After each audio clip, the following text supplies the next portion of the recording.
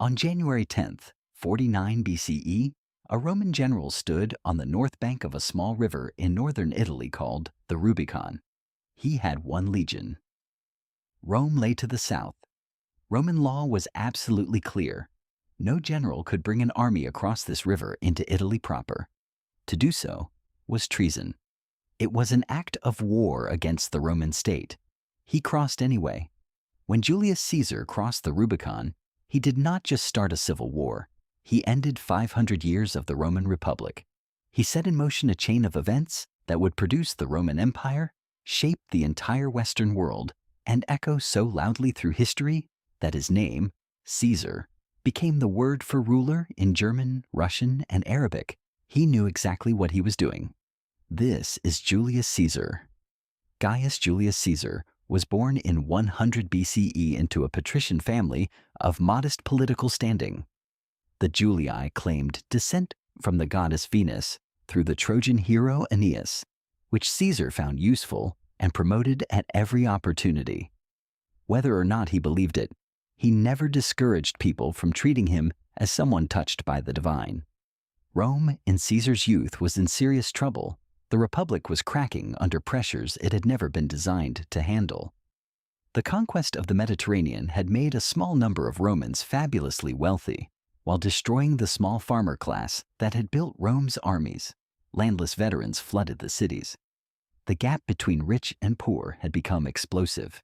Two reforming tribunes named Tiberius and Gaius Gracchus had tried to address the land problem and been murdered by conservative senators for their trouble. Their murders established a precedent. In the late Republic, political disagreements could end in blood. Caesar grew up in this environment. He was brilliant, charming, and utterly without illusions about how Roman politics actually worked. He understood that in the late Republic, real power came from three things: military success, wealth, and popular support.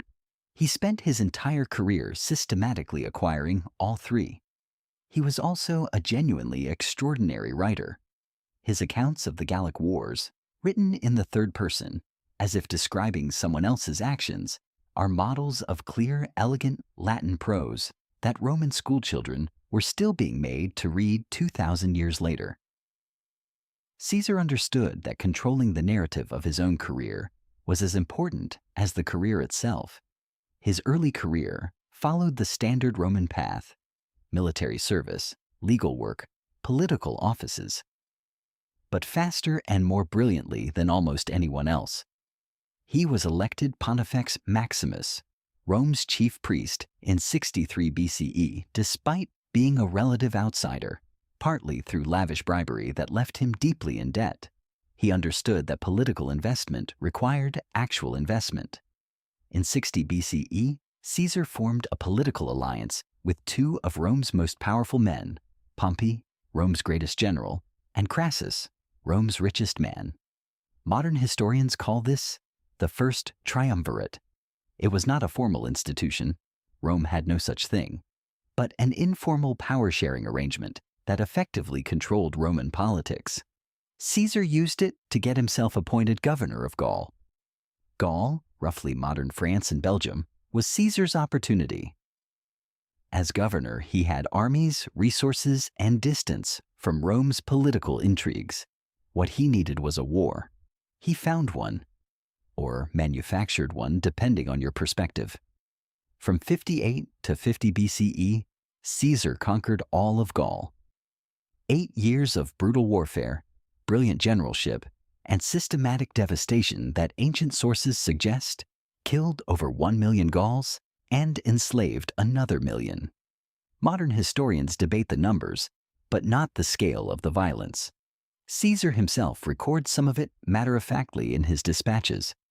A town resisted, so he had the hands cut off every adult male and let them go as a warning to others. He also crossed the Rhine into Germany twice and invaded Britain twice, more to impress Rome than for any strategic purpose. He understood that back in Rome, people were reading his dispatches, and that his legend was being built dispatch by dispatch. Militarily, the Gallic Wars showed Caesar at his most impressive.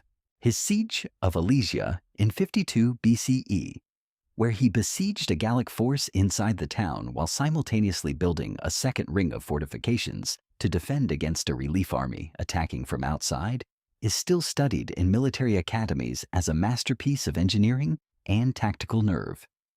The Gallic chief Vercingetorix, who had organized the most serious resistance Caesar faced, surrendered his sword personally to Caesar at Alesia. He was taken to Rome, displayed in Caesar's triumph 6 years later, and then strangled. Caesar was not sentimental about enemies. While Caesar was conquering Gaul, the Triumvirate was falling apart. Crassus died at the Battle of Carrhae in 53 BCE, leading an ill-advised invasion of Parthia. Pompey, increasingly alarmed by Caesar's growing power and popularity, drifted toward the Senate conservatives who feared Caesar most. In 49 BCE, the Senate ordered Caesar to disband his army and return to Rome as a private citizen. If he did, he would lose his legal immunity and face prosecution for alleged crimes committed during his governorship. Caesar understood that submitting meant political death, possibly actual death. He crossed the Rubicon. The civil war that followed was surprisingly swift. Pompey and the Senate fled Italy entirely. They had expected Caesar to hesitate. He didn't. He moved so fast that Pompey barely had time to escape to Greece. Caesar paused only to raid the Roman treasury. He then methodically eliminated his enemies across the Roman world: Spain, Greece, where he defeated Pompey at the Battle of Pharsalus in 48 BCE, Egypt, where he arrived to find that Pompey had already been murdered by the Egyptian court as a gift to Caesar.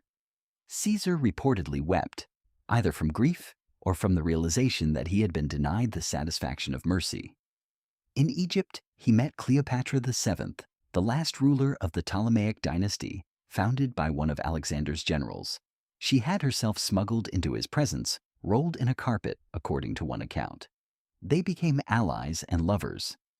She bore him a son named Caesarion. Caesar returned to Rome in 46 BCE, celebrated 4 simultaneous triumphs, and set about reforming the Roman state. He reformed the calendar. The Julian calendar, with its 365-day year and leap years, was used across Europe for over 1,500 years and is the direct ancestor of the calendar you use today. He expanded the Senate, extended citizenship, began massive building projects, and planned a campaign against Parthia to avenge Crassus. He was appointed dictator for life in 44 BCE.